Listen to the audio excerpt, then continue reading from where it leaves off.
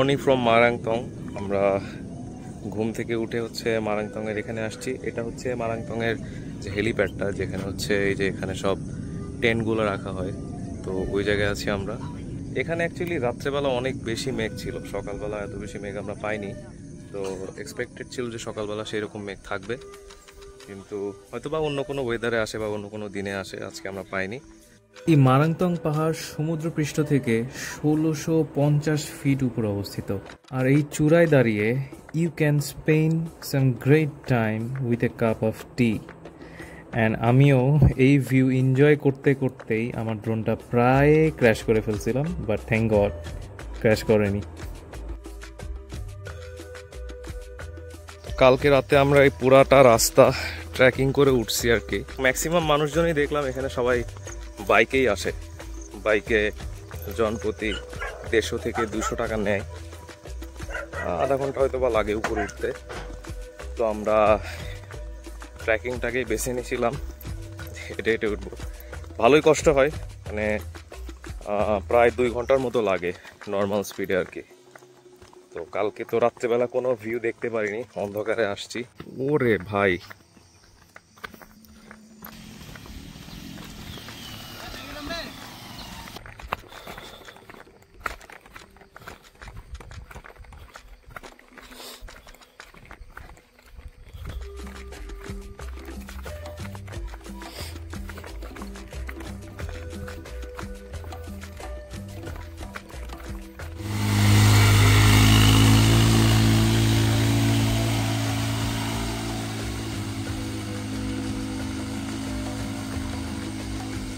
তো এইভাবে হচ্ছে বাইকে করে সবাই উঠে নিচ থেকে উপরে।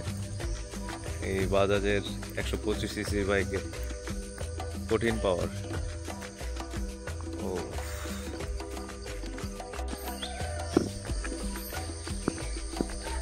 এই মারাংতংটা কিন্তু শুধু একটা নির্জন ট্যুরিস্ট স্পট না, ওটার সময় খেয়াল করলে দেখতে পারবেন এখানে অনেক আদিবাসীদের ঘরবাড়ি আছে। আর সোশ্যাল মিডিয়া তারপর ভিডিওর থেকেও বাস্তব চোখে মারাংতং ভাই অনেক বেশি সুন্দর। এখানে না আসলে বুঝতে পারতাম না। আমরা গতকাল রাতে এখানে আসছিলাম, একদিন থাকলাম, যদিও আরও বেশি থাকতে মন চাচ্ছিল, কিন্তু সময় স্বল্পতার কারণে এখন মারাংতং থেকে আমরা নিচের দিকে নেমে যাচ্ছি। এই জায়গাটা হলো এত দূরে, এই রাস্তাটা দিয়ে ট্রেকিং বা এরকম বাইকে করে আপনাদের উঠতে হবে ওই চূড়ায়। আর আমরা প্রায় ৪০ মিনিটের একটা ট্রেকিং করে নিচে নামলাম, পানবাজার চলে আসলাম। উঠতে যদিও ২ ঘন্টা লাগছিল, বাট নামতে লাগলো ৪০ মিনিট। আরও তাড়াতাড়ি নামা যেত, আমরা ছবি টবি তুলছি, তো এই জন্য একটু দেরি হয়েছে। তো মারাংতংয়ের চূড়ায় এই ছিল আমার কিছু অসাধারণ এক্সপিরিয়েন্স। অ্যান্ড নেক্সট গন্তব্য হতে যাচ্ছে থানচি এবং বগালেক, যেটা আরও বেশি exciting. So see you all in the next one.